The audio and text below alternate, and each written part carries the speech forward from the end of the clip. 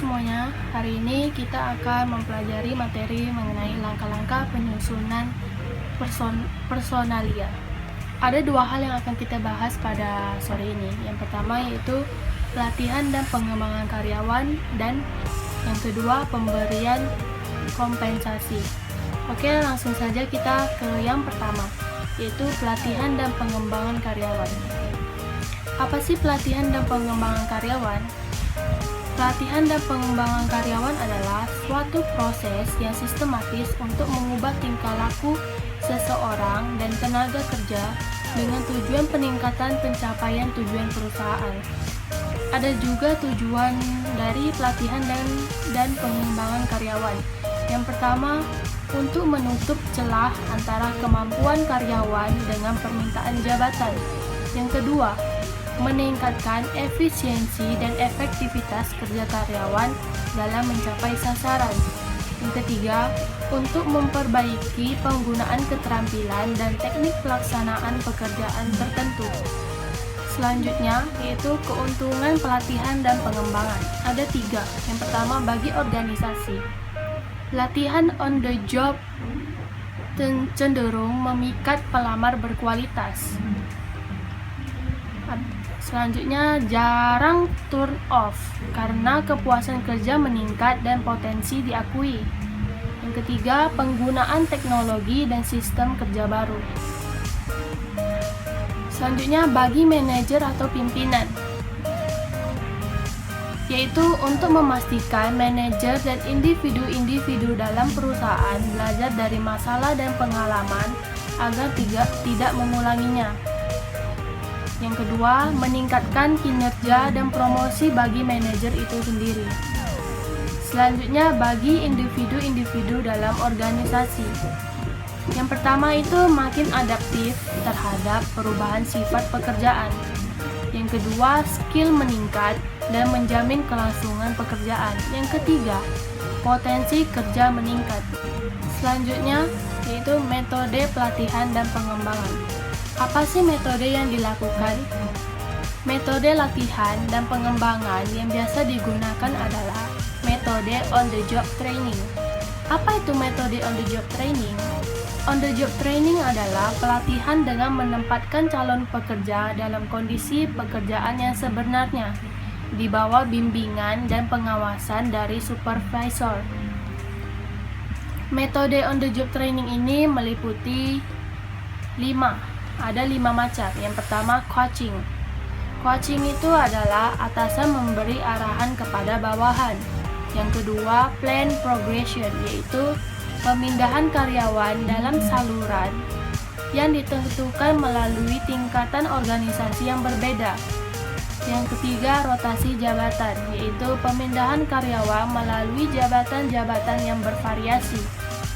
Yang keempat, penugasan sementara, yaitu bawahan ditetapkan dalam posisi manajemen tertentu dan jangka waktu yang ditetapkan. Yang kelima, magang, yaitu seseorang yang melakukan percobaan magangnya di dalam suatu perusahaan tertentu. Selanjutnya ada metode-metode simulasi. Ada 6 metode. Yang pertama, metode studi kasus, yaitu karyawan yang terlibat diminta untuk mengidentifikasi masalah, menganalisa situasi, dan merumuskan penyelesaian. Yang kedua, role playing, yaitu teknik ini merupakan suatu peralatan yang memungkinkan para karyawan atau peserta latihan untuk memainkan peran yang berbeda.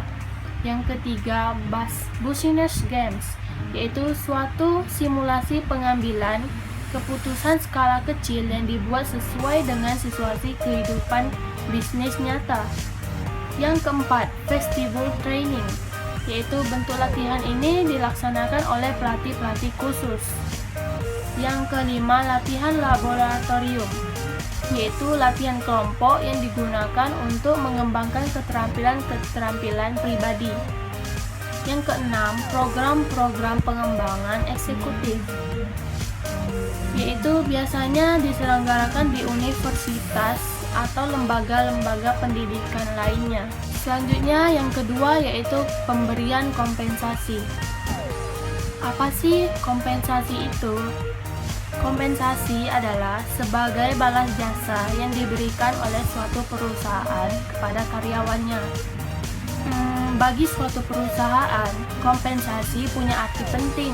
Kenapa? Karena pemberian kompensasi merupakan upaya dalam mempertahankan dan mensejahterakan karyawannya.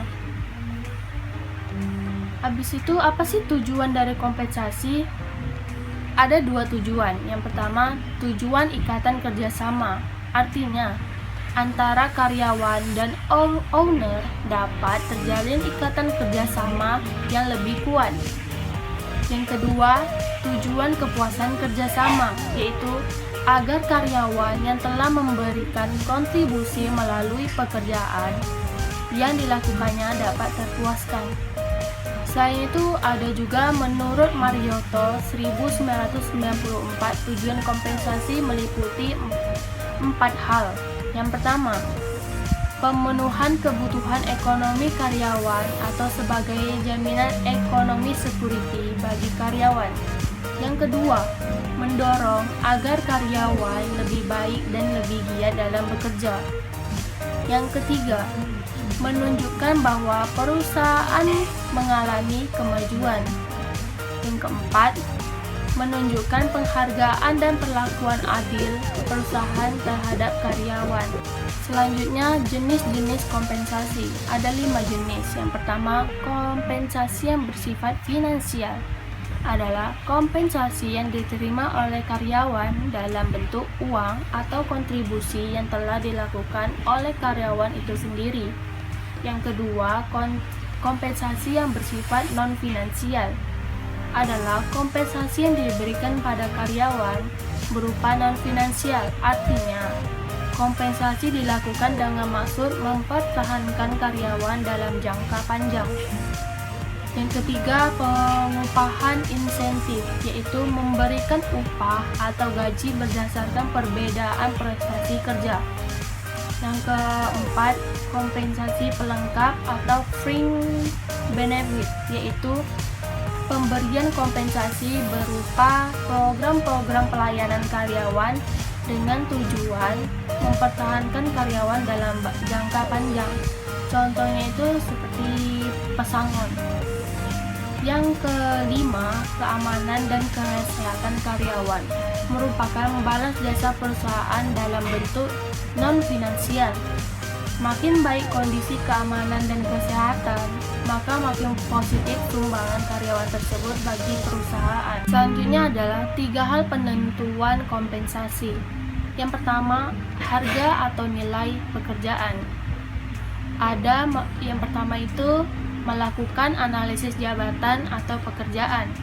Yang kedua, melakukan survei harga. 2. Sistem kompensasi. Sistem kompensasi ini dibagi menjadi 2. Yang pertama, sistem prestasi, yaitu upah atau gaji menurut prestasi karyawannya.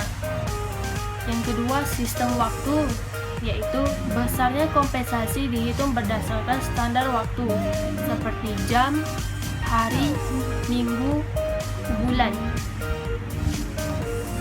Yang ketiga, sistem kontrak, yaitu besarnya upah didasarkan atas kuantitas, kualitas, dan lamanya penyelesaian pekerjaan yang sesuai dengan kontrak perjanjian. Sekian penjelasan mengenai pelatihan dan pengembangan karyawan dan juga pemberian kompensasi. Terima kasih.